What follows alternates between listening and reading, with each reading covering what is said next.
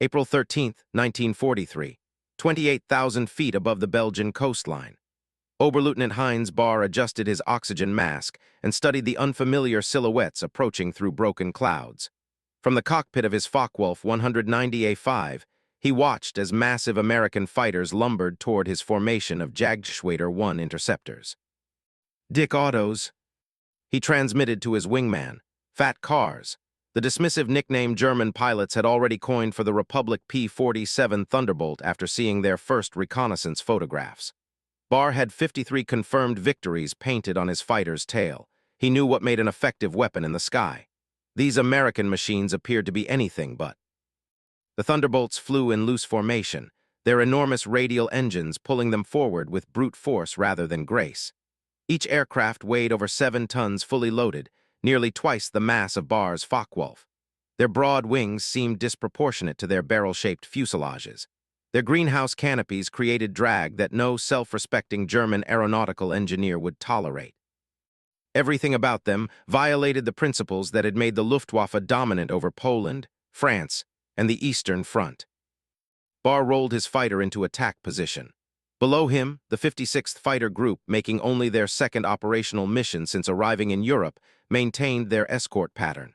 They were guarding an empty sky, the bomber formation they'd been assigned to protect already 10 minutes behind schedule. The American pilots were new to combat. Most had never fired their guns at an enemy aircraft. Their commander, Colonel Hubert Zemke, had spent months training them in Connecticut, drilling formations and tactics, but theory and reality remained separated by a vast gulf. What Barr couldn't see from his altitude, what no German pilot could yet comprehend, was that each of those ungainly American fighters carried a mathematical certainty in their wings. 4 Browning AN M2 machine guns mounted in each wing. 8 guns total, each chambered for the .50 caliber cartridge, each fed by ammunition belts containing 350 rounds. The total, 2,800 rounds of ammunition distributed across 8 barrels, each capable of firing at 850 rounds per minute. The mathematics translated to a combined rate of fire approaching 100 bullets per second. When properly harmonized, those 8 streams of lead converged at a point 1,100 feet in front of the aircraft, creating a cone of destruction roughly 3 feet in diameter. A 2-second burst would send 200 projectiles through that space, not rifle-caliber bullets, not the 7.92mm rounds that German fighters carried. These were armor-piercing incendiary rounds weighing over 700 grains each, traveling at 2,800 feet per second, capable of penetrating 22 millimeters of hardened steel at 100 yards. Barr dove on the American formation. His wingmen followed, 4 Focke-Wulfs dropping from altitude with textbook precision. They had speed advantage. They had position.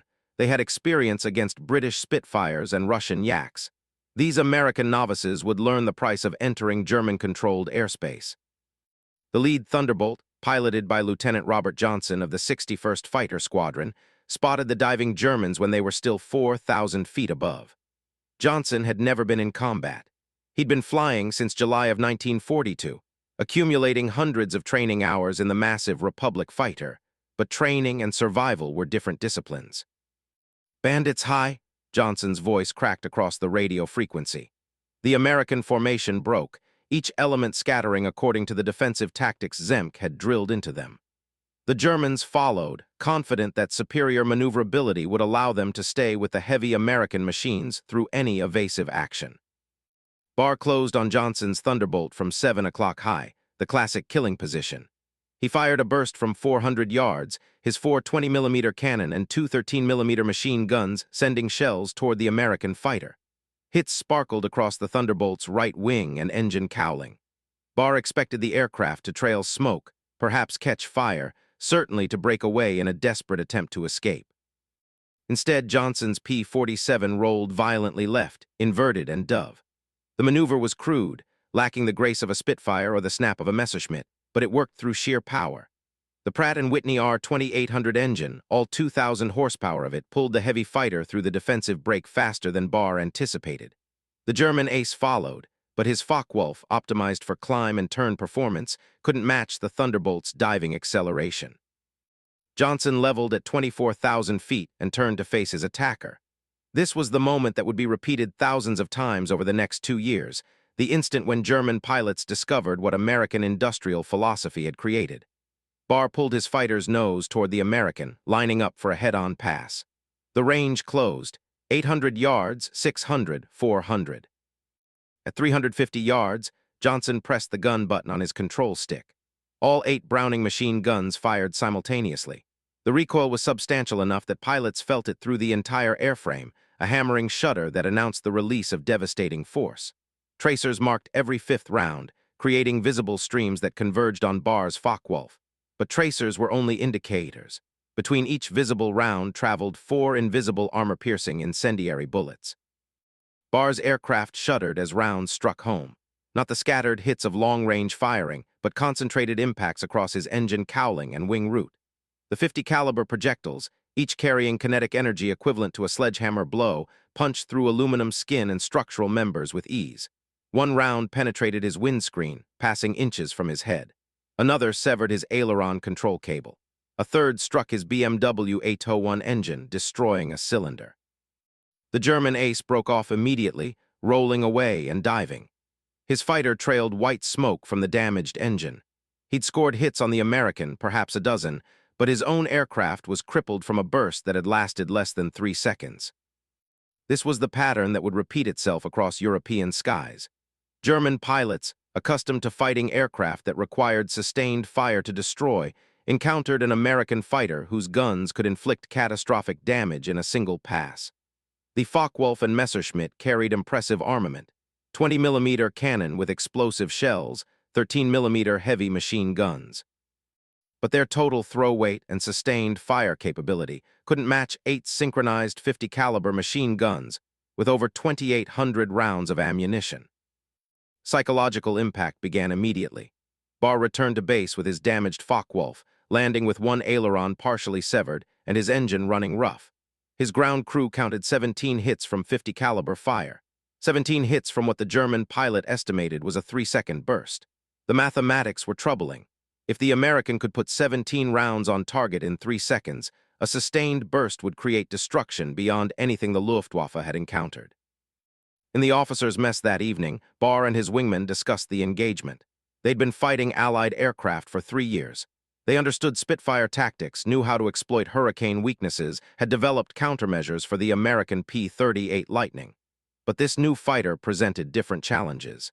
It couldn't turn with them at medium altitude. It climbed slowly below 20,000 feet. Yet when properly flown, it dove like nothing else in European skies, and when it fired, the results were immediate and severe.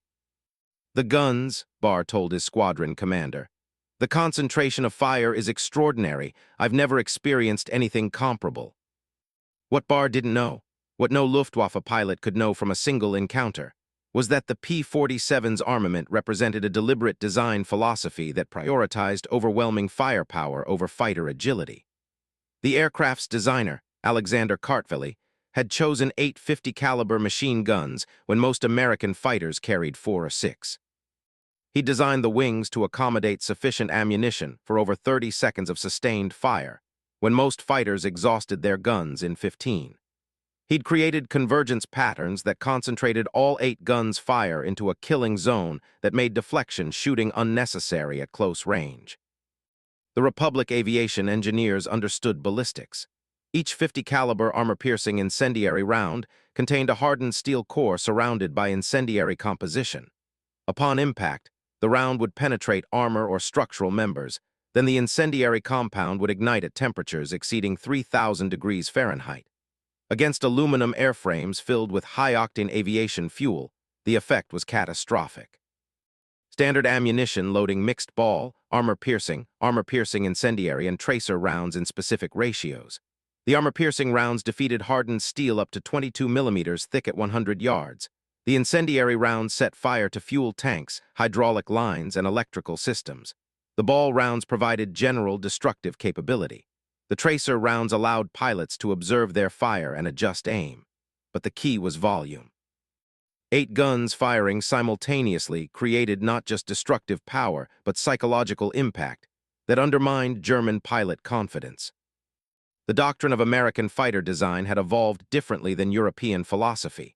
British and German engineers pursued lightweight fighters optimized for maneuverability. Turn radius, climb rate, and roll performance dominated their design priorities. The Spitfire embodied grace. The Messerschmitt emphasized efficiency. Both carried relatively light armament to preserve performance. American designers, particularly those at Republic Aviation, Republic took a different approach. They accepted weight penalties in exchange for survivability, range, and firepower. The P-47 emerged from this philosophy as an aerial juggernaut, a fighter that couldn't dogfight with Axis opponents but didn't need to. Its tactics were boom and zoom. Dive from altitude, fire during a single high-speed pass, then zoom climb back to altitude before enemy fighters could respond. The 850 caliber guns made those single passes decisive. Second Lieutenant Gerald Johnson, who would later become one of the first American aces in the European theater, fired his guns in combat for the first time that April day. He'd practiced on towed targets over Long Island Sound, achieving scores that qualified him as expert. But cloth sleeves towed at predictable altitudes bore no resemblance to Focke-Wulf fighters maneuvering violently at 400 miles per hour. Johnson positioned himself on the tail of a German fighter at 400 yards range. He centered the illuminated pipper of his gun's sight on the enemy's fuselage and pressed the trigger. The Thunderbolt shuddered as 8 guns fired. Tracers formed visible pathways through the air, converging on the German aircraft. Johnson held the trigger for 4 seconds. In that time, his 8 guns fired over 300 rounds. The Focke-Wulf disintegrated. There was no other word for what Johnson witnessed. The aircraft didn't merely catch fire or trail smoke. The fuselage separated just after the cockpit. The left wing folded upward. Pieces of aluminum skin and structural members scattered across the sky. The pilot never had a chance to bail out. The concentration of 50 caliber fire had struck with such devastating effect that the aircraft ceased to exist as a functional machine in less time than it took Johnson to release the trigger. Johnson stared through his gun's sight at the debris field, momentarily unable to process what he'd seen. He'd expected to damage the German fighter, perhaps force it down. Instead, he'd witnessed complete structural failure from a 4-second burst. The 8 Browning machine guns, properly harmonized and loaded with armor-piercing incendiary ammunition, had created destruction beyond his training expectations. Across the Belgian sky, similar engagements were occurring. American pilots, firing their guns for the first time in combat, discovered that their training scores on towed targets were conservative indicators. Against actual aircraft, the 8-gun battery of the P-47 produced effects that shocked both sides. German pilots who'd survived years of combat against British and Russian fighters found themselves facing firepower that outmatched anything they'd encountered. Hauptmann Johannes Seifert of Jagdschwader 26 engaged a Thunderbolt at close range over Ghent. He positioned his Messerschmitt 109 for a deflection shot, leading the American fighter by what he estimated was the correct angle. He fired his 2 20mm cannon and 2 machine guns, scoring multiple hits on the P-47's wing and fuselage. The American fighter absorbed the punishment and continued flying, its massive R-2800 engine shrugging off damage that would have stopped a liquid-cooled power plant. The American pilot, whose name Seifert never learned, reversed hard left and brought his 8 guns to bear. Seifert saw the muzzle flashes, 8 points of light winking from the Thunderbolt's wings. Then his Messerschmitt was hammered by impacts that felt like flying through a hailstorm of sledgehammers. His canopy shattered.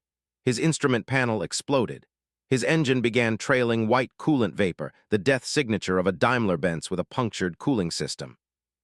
Seifert bilayed out at 18,000 feet, his parachute deploying properly. As he descended through broken clouds, he had time to reflect on what had just occurred. He'd scored solid hits on the American fighter.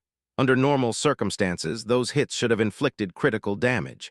Instead, the P-47 had continued fighting while his Messerschmitt, hit by what he estimated was a 2-second burst, had become unflyable. The engagement ratio troubled Luftwaffe intelligence officers when they began collecting combat reports that evening.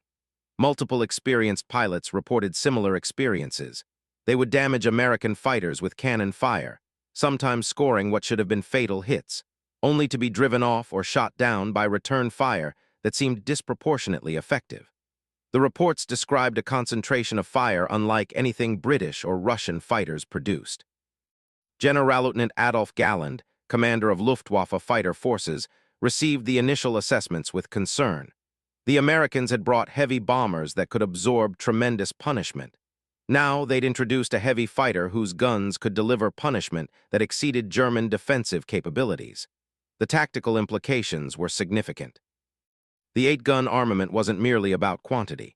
It was about sustained fire capability. A German pilot attacking a B-17 bomber formation had perhaps 8 seconds to line up, fire, and break away before defensive gunfire became overwhelming.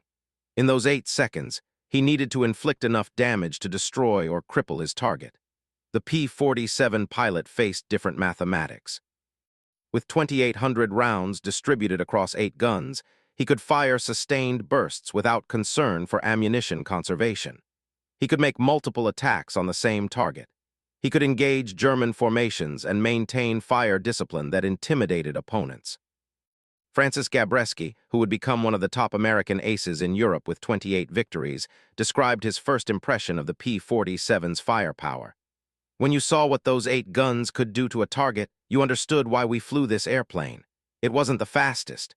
It wasn't the most maneuverable. But when you got your sights on an enemy and you pressed that trigger, you didn't wonder if he was going down. You knew." The confidence that came from overwhelming firepower influenced American fighter tactics from April 1943 onward.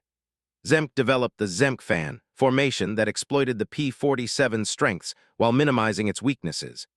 Instead of flying close escort with bombers, his fighters would range ahead and to the flanks, climbing to altitude where the turbo-supercharged R-2800 engine performed superbly. When German interceptors appeared, the P-47's would dive from above, reach speeds exceeding 500 miles per hour, make a single devastating pass with all 8 guns firing, then climb back to altitude before German fighters could respond. The tactic worked because the guns made single passes sufficient. British fighters, carrying 4 20mm cannon with limited ammunition, often needed multiple attacks to destroy German fighters. American P-38 Lightnings, with their centrally mounted armament, delivered concentrated fire but had fewer guns. The P-47, with 8 wing-mounted 50s and ammunition for extended engagement, could make one pass count decisively. German pilots began reporting a new phenomenon in their after-action reports: psychological hesitation when facing Thunderbolts. Veteran pilots with dozens of victories found themselves breaking off attacks earlier than tactical necessity demanded. The reason became clear through interviews with survivors. The visible concentration of tracer fire from 8 guns created an impression of impenetrable defensive fire. Pilots who'd flown through British and Russian gun fire without flinching now found themselves intimidated by the sheer volume of visible projectiles streaming from American fighters. The incendiary component of the ammunition added to the psychological effect. When armor-piercing incendiary rounds struck aircraft, they didn't just penetrate, they sparked and flashed on impact. German pilots attacking Thunderbolts head-on would see dozens of sparks flickering across their windscreens and cowlings as 50-caliber rounds struck home. Even if the rounds didn't immediately disable their aircraft, the visual effect was unnerving. One pilot described it as flying through a thunderstorm made of fire. The mechanics of destruction became apparent through systematic analysis. Each Browning AN M2 50-caliber machine gun weighed 61 pounds with its shorter aircraft barrel. The weapon operated on John Browning's recoil principle. Expanding powder gases drove the barrel and bolt rearward. The bolt unlocked after short recoil. The barrel stopped while the bolt continued back, extracting the spent case and feeding a new round from the disintegrating metal link belt. The cycle repeated 850 times per minute per gun. Multiply by 8 guns and the result was 6,800 individual firing cycles every 60 seconds. But raw numbers understated the engineering achievement. Each gun was harmonized, aimed at a specific convergence point. Armorers would bore sight all 8 weapons to intersect their fire at 1,100 feet, creating a cone of destruction where projectiles from all guns simultaneously occupied a 3-foot diameter space. Pilots described the effect as watching 8 separate streams merge into a single river of lead. At convergence range, a target aircraft would be struck not by scattered rounds, but by a concentrated mass of projectiles arriving simultaneously. The difference between dispersed fire and converged fire was the difference between damage and annihilation. The ammunition itself represented American industrial precision. Each 50-caliber cartridge measured 5.45 inches in total length. The rimless, tapered bottleneck case held 253 grains of IMR 5010 powder. The bullet weighed 709 grains, more than 1.6 ounces of hardened steel, copper jacket, and incendiary compound. Muzzle velocity reached 2,880 feet per second from the aircraft gun's shorter barrels. At that velocity, a 709-grain projectile carried over 12,000 foot-pounds of kinetic energy. For comparison, a German 7.92mm rifle round carried less than 1,800 foot-pounds. The .50 caliber wasn't just larger, it was exponentially more destructive. When that projectile struck aluminum aircraft skin at 400 yards, it retained sufficient energy to penetrate both sides of a fuselage, destroying everything in its path. The armor-piercing incendiary variant, designated M8, incorporated additional lethality. The bullet's core was hardened steel. Behind the core sat a cavity filled with incendiary composition number 11, a mixture that ignited at over 3,000 degrees Fahrenheit upon impact. The mechanics were elegant. The steel core penetrated armor or structural members, creating a hole and generating friction heat. Milliseconds later, the incendiary compound ignited, starting fires in fuel systems, hydraulic lines, and anything flammable. German aircraft were particularly vulnerable to incendiary ammunition. The Focke-Wulf 190 and Messerschmitt 109 both used self-sealing fuel tanks, but the sealing process required several seconds. A tank struck by multiple incendiary rounds would rupture in multiple locations simultaneously. The self-sealing compound couldn't react fast enough. High-octane fuel would spray into the slipstream, encounter sparks from damaged electrical systems or the incendiary rounds themselves, and ignite. Oberleutnant Joseph Pips Priller, commanding officer of Jagdschwader 26, encountered this reality on August 17, 1943, during the Schweinfurt-Regensburg raid. His unit intercepted a P-47 formation escorting B-17s deep into Germany. Priller, an ace with over 100 victories, positioned for a textbook attack on a Thunderbolt that had become separated from its formation.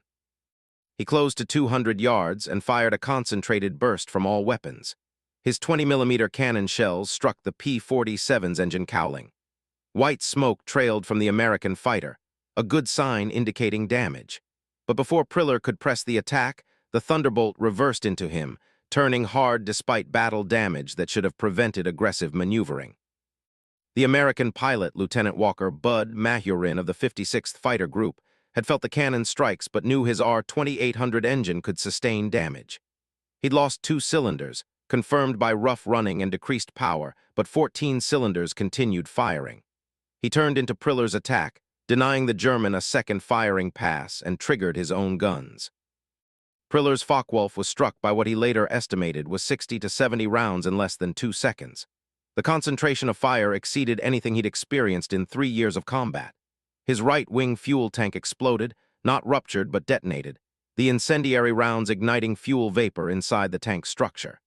His canopy cracked as a .50 caliber round passed through the space where his head had been milliseconds earlier. His BMW engine seized as multiple rounds destroyed cylinders and severed the supercharger drive. Priller bilayed out at 19,000 feet, his parachute deployed successfully. As he descended, he watched his Focke-Wulf spiral downward, trailing black smoke from the destroyed fuel tank. The entire engagement had lasted perhaps 12 seconds from his first shot to his ejection. He'd damaged the American fighter.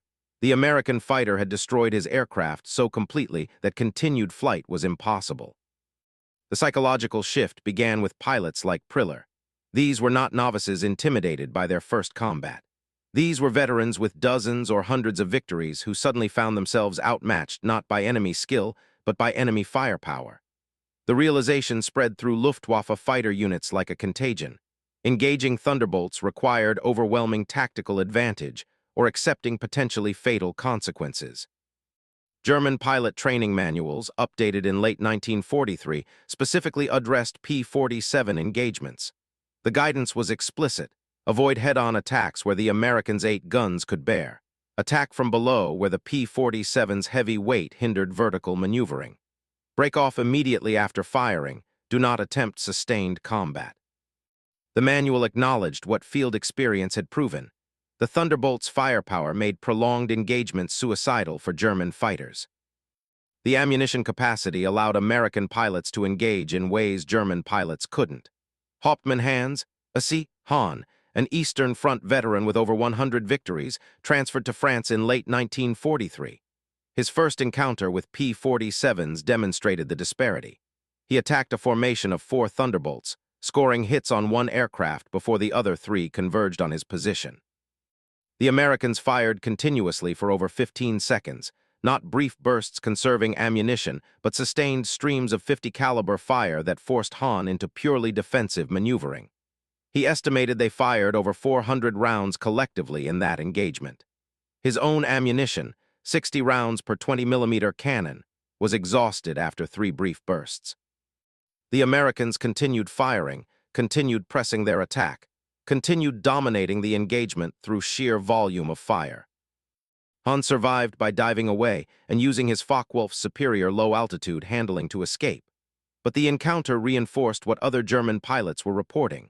American fighters could maintain offensive pressure longer than German doctrine anticipated. The tactical implications were troubling. If German fighters exhausted ammunition after 2 or 3 attacks on bomber formations, but American escorts could sustain fire through 5 or 6 engagements, the mathematics favored the Americans. The convergence of firepower produced specific effects that German pilots learned to recognize. When a P-47 fired at convergence range, target aircraft didn't gradually accumulate damage. They experienced catastrophic structural failure. Witness accounts from German pilots who survived described watching squadron mates' aircraft literally disintegrate under concentrated 50 caliber fire. Lieutenant Franz Stigler, who would later become famous for escorting a crippled B-17 to safety, engaged P-47's over France in June 1943. He watched as a Thunderbolt fired on his wingman's Messerschmitt from 300 yards. The German fighter's tail section separated from the fuselage. The separation wasn't gradual. One moment the aircraft was intact, the next moment the tail was tumbling separately through the air. Stigler estimated the American had fired for less than 3 seconds. The engineering explanation was straightforward. Aircraft structural integrity depended on longerons, the main structural beams running the length of the fuselage, and formers that maintained the fuselage's shape. A 50 caliber round striking a longeron would sever it cleanly. Multiple rounds striking in close proximity would destroy multiple longerons simultaneously. Without longitudinal structural support, airframe loading from aerodynamic forces would cause immediate structural failure. German aircraft were designed for efficiency, which meant minimum structural weight consistent with necessary strength. The P-47, designed around survivability, incorporated structural redundancy. Thunderbolts returned from combat with longerons severed, yet the additional structural members maintained sufficient integrity for flight. German fighters lacked that redundancy. When 50 caliber fire destroyed primary structure, catastrophic failure followed immediately. The sound of 8 Brownings firing became psychologically significant. Pilots described it as a deep hammering roar, distinctly different from the high-pitched rattle of rifle-caliber weapons or the thumping of cannon. The sound carried across thousands of feet of altitude. German pilots learned to recognize it, learned to associate it with immediate danger, learned to react instinctively when they heard that particular hammering note in the sky. Oberfeldwebel Heinz Nock, a Luftwaffe pilot who survived the war with 33 victories, wrote in his diary about the sound. When you hear the Americans' 8 guns firing, you know someone is about to die. The sound is unmistakable, unavoidable, terrifying. It means they have achieved position, and their target has perhaps 2 seconds before the shells arrive. I have heard that sound in my nightmares since the first time I heard it in combat. The November 26, 1943 engagement over Bremen demonstrated the cumulative effect of P-47 firepower on German fighter formations. The 56th Fighter Group, led by Zemke, intercepted a mixed formation of Messerschmitt 109s and Focke-Wulf 190s positioning to attack B-17s. The resulting combat lasted 17 minutes, an unusually extended engagement. During those 17 minutes, American pilots maintained almost continuous fire. Individual pilots would fire bursts, break away to reposition, then attack again. The Germans found themselves constantly under fire from different directions. The psychological effect was devastating. Experienced pilots began making defensive mistakes, breaking off attacks prematurely, failing to press advantages because they anticipated incoming fire from American fighters they couldn't see. The The 56th claimed 17 German fighters destroyed in that engagement. Post-war analysis confirmed 11 definite kills, with an additional 4 probables. American losses were 3 P-47's, all to German fighter attack, but 2 pilots bilayed out successfully over Allied-held territory. The kill ratio favored the Americans by nearly 4-1, but the psychological impact exceeded the numerical exchange. German pilots who survived reported to their commanders that continued operations against P-47 escorted formations would result in unsustainable losses. Francis Gabreski scored his first ace victory in that engagement. He destroyed a Messerschmitt 109 with a 3-second burst at 400 yards. His combat report noted, "Observed strikes across engine cowling and cockpit. Enemy aircraft entered inverted spin. Pilot did not bail out. Aircraft struck ground 8 miles northeast of target area." The clinical language obscured the reality. Gabreski's 8 guns had put approximately 200 rounds into the target aircraft in 3 seconds. The pilot died instantly when 50 caliber rounds penetrated the cockpit. German pilots began refusing assignments against P-47 escorted bomber formations. Not overtly, such refusal would invite court-martial, but through administrative maneuvering. Pilots would report mechanical issues, health problems, or navigation difficulties.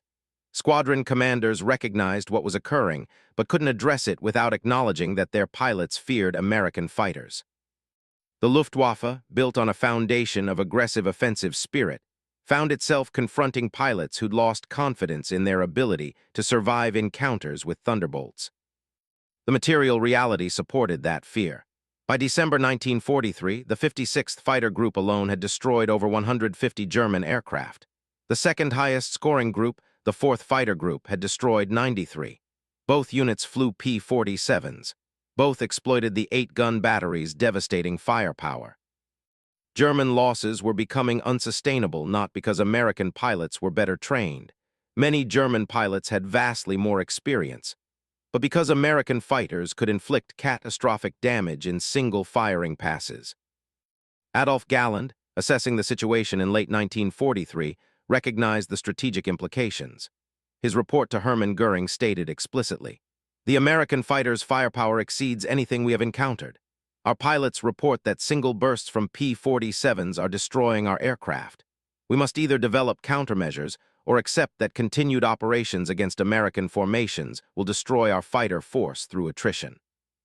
The countermeasures Galland proposed included heavier armor for German fighters, standoff rocket weapons to engage bombers beyond P-47 range, and development of jet fighters that could outrun the Americans.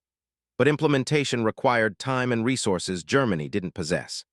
In the interim, German pilots would continue facing Thunderbolts whose 850 caliber guns had established psychological dominance over European skies. The turning point had occurred not through a single decisive battle, but through accumulated encounters that demonstrated American firepower superiority.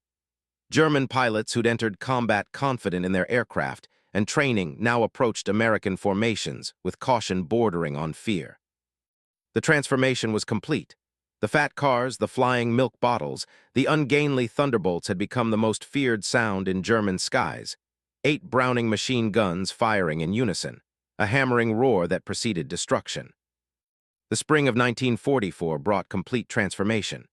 German fighter pilots who'd once mocked the P-47's ungainly appearance now broke off attacks at the first sight of Thunderbolt formations.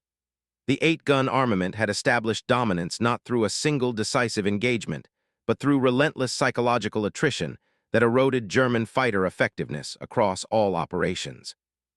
Major Heinz Bahr, the pilot who dismissed P-47's as fat cars during their combat debut, flew his final mission against American heavy bombers on April 20, 1944. He'd accumulated 220 victories, making him one of the highest-scoring aces in the Luftwaffe. His experience spanned Poland, France, Britain, Russia, and now the defense of Germany itself. He understood aerial combat better than most men alive. Bahr positioned his formation of Focke-Wulf 190s to intercept B-17s approaching from the west. Intelligence had reported the bomber stream carried minimal escort, perhaps 2 fighter groups spread across 40 miles of airspace. Bahr intended to attack the leading bomber box before American fighters could respond. His pilots knew the drill. diving attacks from high altitude, firing at maximum range with 20mm cannon, then breaking away before defensive fire became overwhelming. The attack commenced as planned. Barr's formation dove from 30,000 feet, achieving speeds approaching 500 miles per hour. The B-17s grew larger in his gun sight. He selected his target, centered the illuminated reticle, prepared to fire. Then his wingman's voice cracked across the radio frequency. "Thunderbolts, high and closing." Barr looked up and behind. 8 P-47's were diving from 35,000 feet, their attack timed to intercept his formation precisely as they committed to the bomber attack. The Americans had learned. They'd studied German tactics, identified the vulnerabilities, positioned their escorts not as close protection, but as high-altitude interceptors who could dive on attacking fighters. Barr made the only rational decision. He ordered his formation to break off. They'd neither fired on the bombers nor engaged the American fighters. They simply dove away, sacrificing their attack to preserve aircraft and pilots. 1 year earlier, Barr would have pressed the attack regardless of American fighters. Now, facing 8 P-47's whose combined firepower could destroy his entire formation in seconds, retreat was the only acceptable option. The Americans didn't pursue. They'd accomplished their mission by simply appearing. The threat of 8 50-caliber guns per aircraft, multiplied across 8 Thunderbolts, created a defensive barrier that German fighters couldn't penetrate without accepting catastrophic losses. Barr returned to base with his ammunition unexpended and his pride damaged. The Luftwaffe, which had dominated European skies for 4 years, now avoided combat with American escorts. This pattern repeated across Western Europe throughout 1944. German pilots would begin intercepts, spot P-47 formations, and abort their attacks. Fighter Command Headquarters received increasingly desperate reports. Pilots were engaging less frequently, breaking off attacks earlier, claiming mechanical failures to avoid missions.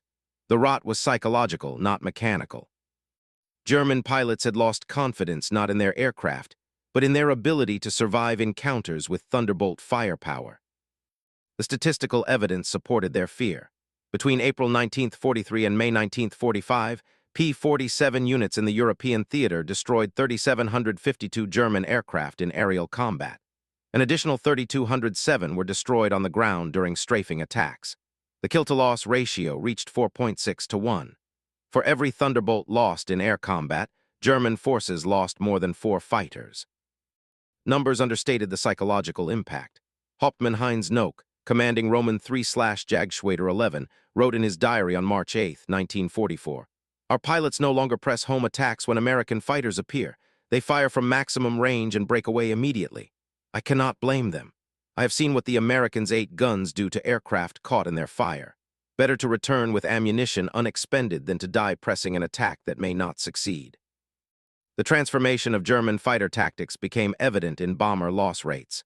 During raids in October 1943, before P-47 escorts achieved full effectiveness, American bomber losses exceeded 10% per mission on deep penetrations. By March 1944, with P-47's ranging across Germany, bomber losses dropped below 2%. The difference represented not just American fighters shooting down Germans, but German fighters refusing to press attacks because of Thunderbolt presence. Robert Johnson, the pilot who'd fired his guns for the first time on April 13, 1943, became one of America's top aces with 27 victories by the war's end. His technique refined through experience. He learned to fire short, precise bursts at convergence range, conserving ammunition while maximizing destructive effect. Johnson's philosophy was simple. Get close, make sure you're in range where all 8 guns converge, then fire. 2 seconds is enough. 3 seconds is certain, 4 seconds is overkill. The confidence American pilots derived from their firepower influenced every aspect of combat operations. They engaged aggressively, knowing that successful firing passes would produce decisive results. They pursued damaged enemy aircraft, knowing their ammunition reserves allowed extended engagements. They protected bombers with absolute conviction that any German fighter penetrating their screen would be destroyed. German pilots recognized this confidence and found it unnerving. Lieutenant Heinz Marquardt, shot down by P-47's on July 4, 1944, described his final engagement. "They came at us without hesitation, without fear. The lead Thunderbolt flew directly toward my Messerschmitt in a head-on pass. I fired first, saw my shells strike his aircraft, yet he continued closing. Then he fired, and my world became sparks and metal fragments. I bilayed out with my aircraft, destroyed so quickly, I couldn't comprehend what had occurred. The armor-piercing incendiary ammunition continued producing devastating effects throughout the air campaign.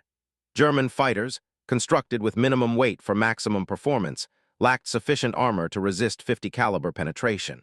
When rounds struck fuel systems, the incendiary compound ignited aviation fuel that burned at temperatures exceeding 2,000 degrees. Pilots had seconds to bail out before their cockpits became furnaces. Oberfeldwebel Oskar Rahm, defending against a raid on Schweinfurt, experienced this horror on October 14, 1943. A P-47 burst caught his Messerschmitt's port fuel tank with multiple incendiary rounds. The tank exploded, filling his cockpit with flames. Rahm jettisoned his canopy and bilayed out at 22,000 feet with severe burns on his hands and face. He survived but never flew combat again. His wingman, struck by the same P-47 burst, died when his aircraft exploded before he could escape. The ground war revealed another dimension of P-47 firepower. As Allied forces advanced across France following D-Day, Thunderbolts transitioned from bomber escort to ground attack. The 850 caliber guns, devastating against aircraft, proved equally effective against vehicles, locomotives, and troop concentrations. German forces learned to fear the distinctive sound of Pratt and Whitney R-2800 engines. That sound meant 8 guns were about to rake their positions. During Operation Cobra in late July 1944, P-47's provided close air support for American breakout from Normandy. The 405th Fighter Group attacked a German column near Rancy on July 29, engaging from 3:10 in the afternoon until 9:40 in the evening. Ground investigation afterward found 66 tanks, 204 vehicles, and 11 guns destroyed. The concentration of 50 caliber fire had shredded armored vehicles, detonated ammunition trucks, and killed hundreds of German soldiers who'd believed themselves safe from aerial attack. Generalmajor Fritz Bayerlein, commanding the Panzer Lehr Division, described the effect. The American fighters came in waves, their 8 guns firing continuously. We watched our vehicles explode, our tanks disabled, our men killed before they could take cover. The sound of those guns became a signal for panic. When we heard that hammering roar, we knew destruction would follow. The psychological impact on German ground forces paralleled the effect on Luftwaffe pilots.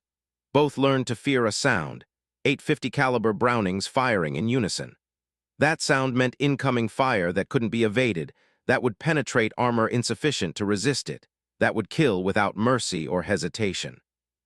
American pilots discovered that ground targets were often more vulnerable than aircraft. Locomotives, struck by armor-piercing incendiary rounds, would have their boilers penetrated, causing catastrophic steam explosions. Fuel trucks hit by incendiary ammunition would erupt in fireballs visible for miles. German troops caught in the open by P-47 attacks had no defense except terrain features that provided overhead cover. Captain Quentin Brown of the 78th Fighter Group described a strafing attack on a German airfield. We came in at 50 feet, all 8 guns firing. I saw aircraft on the ground exploding, hangars collapsing, personnel running for cover. My gun camera footage showed strikes walking across 20 different aircraft. In one pass, we destroyed more German fighters than a week of aerial combat might produce. The transition from air superiority to ground attack demonstrated the P-47's versatility, but it also confirmed the fundamental design philosophy. Overwhelming firepower compensated for limitations in other areas. The Thunderbolt couldn't turn with German fighters at medium altitude, couldn't climb as quickly as Messerschmitts below 20,000 feet, but it could deliver concentrated destruction that made those limitations irrelevant. Adolf Galland, reflecting on the air war in his post-war memoir, wrote, "The P-47 represented American industrial philosophy applied to aerial warfare. They built a heavy, rugged aircraft with firepower that exceeded defensive capabilities. Our pilots learned to fear those 8 guns more than any other weapon in the sky.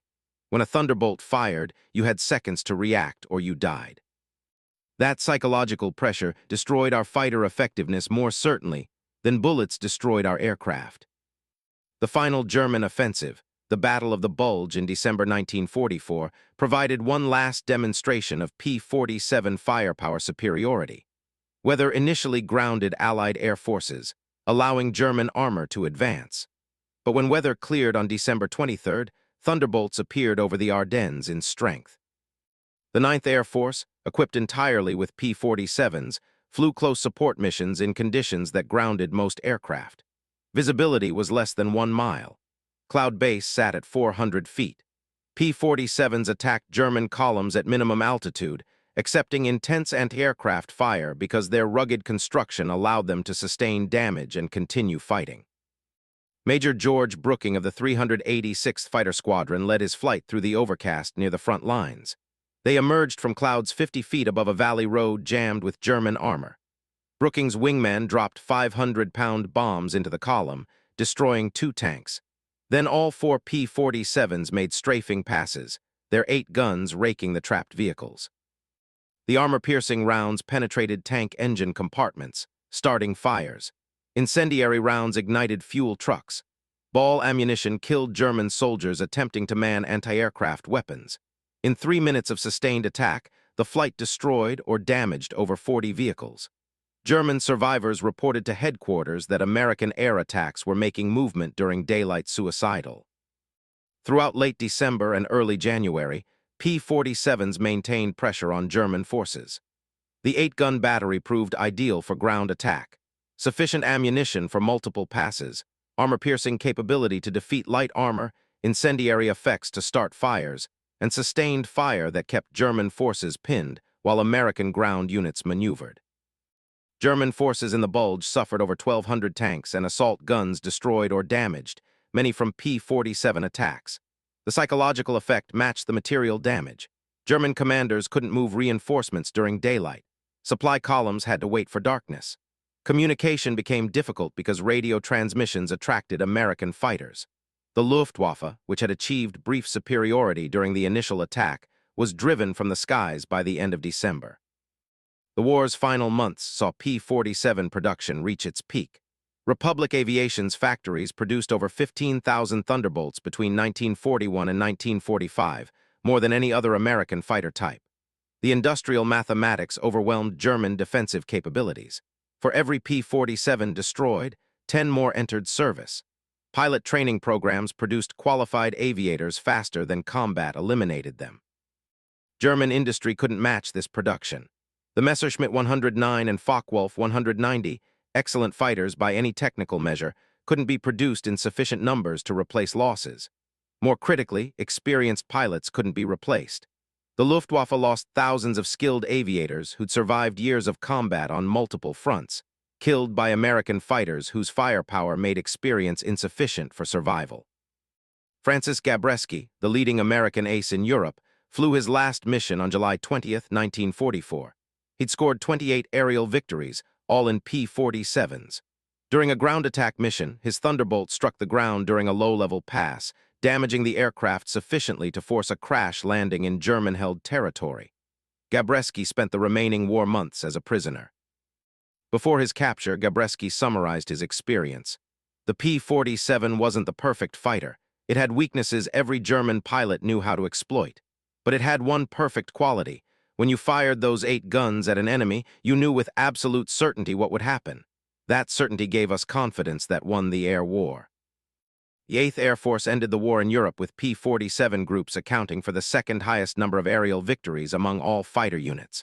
Only the P-51 Mustang groups, which eventually replaced most Thunderbolt units in long-range escort roles, scored more kills. But the P-47's legacy wasn't merely statistical. The Thunderbolt had established psychological dominance during the critical period when American daylight bombing campaign faced its greatest crisis. German veterans, interviewed decades after the war, consistently identified P-47 firepower as the psychological turning point. Oberst Johann Steinhoff, who survived the war with 176 victories, stated in a 1978 interview, "When the Americans arrived with their 8-gun fighters, we knew the air war was lost. Not immediately. We continued fighting for 2 more years. But we knew. Those guns could destroy anything we flew, and there were always more Americans than we could defeat." The sound of 8 Brownings firing became embedded in the memory of survivors on both sides. American pilots remembered it as the sound of overwhelming force, the audible confirmation that their weapons were functioning, that their target was receiving concentrated fire. German pilots remembered it as the sound that preceded death, their own or their comrades'. That sound echoed across European skies from April 1943 until May 1945, a hammering roar that announced American presence and German doom. The final lesson was simple. Technological superiority, properly applied, could overcome tactical skill and operational experience. German pilots were better trained initially. Their aircraft were competitive technically. Their tactics were refined through years of combat. But American industrial philosophy, build rugged aircraft with overwhelming firepower and produce them in overwhelming numbers, proved decisive. The P-47's 850 caliber guns embodied that philosophy, and German pilots learned to their cost that some weapons established dominance not through elegance, but through raw, concentrated destructive power. On May 8, 1945, when Germany surrendered, the Thunderbolt group stood down from combat operations. Their pilots had flown over 746,000 sorties. They'd fired billions of 50 caliber rounds. They'd destroyed thousands of German aircraft in the air and on the ground. But their most significant achievement wasn't measured in destruction.